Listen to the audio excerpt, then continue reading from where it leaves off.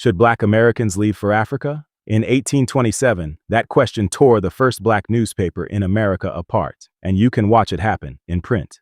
The American Colonization Society wanted to ship free Black Americans to a colony on the west coast of Africa, Liberia. They called it charity. Freedom's Journal called it something else. We query whether it becomes such injustice after perceiving that slavery formed its foundation stone. Slavery formed its foundation stone because if you remove every free Black person from America, the only Black people left are the enslaved. That is not charity. That is protecting slavery. Now look at what else is printed on that same page. New York, September 14th, 1827, to the patrons and friends of Freedom's Journal. 6 months of our editorial labors having expired, our connection in the journal is this day dissolved, and the right and prerogatives exclusively vested in the junior editor, J.B. Russwurm. That is Samuel Cornish walking away. 6 months in, he said it was his health and the ministry. Historians have argued ever since about how much colonization had to do with it, because within weeks, the editorial page of Freedom's Journal starts running something new.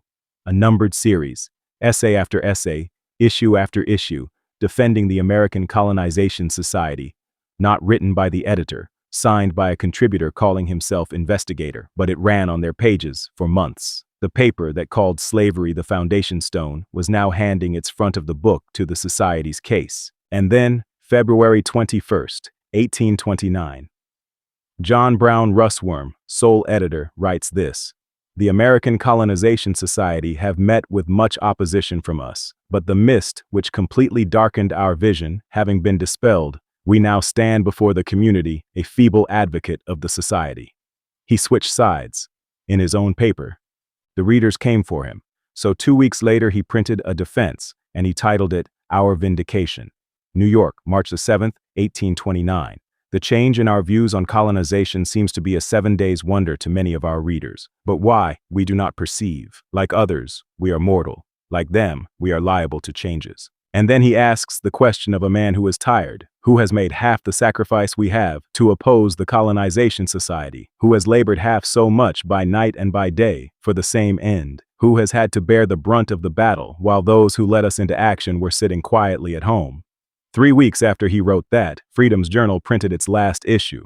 Russwurm sailed for Liberia. He spent the rest of his life there, and he is buried there. Cornish stayed and kept publishing Black newspapers in America for another 20 years. 2 men, same paper, same question, opposite answers. And here is why this is not a footnote. That argument never ended. Every time somebody says leave, and somebody else says this country was built on our backs, and we are not going anywhere, that is 1827 talking. Until the next story, peace.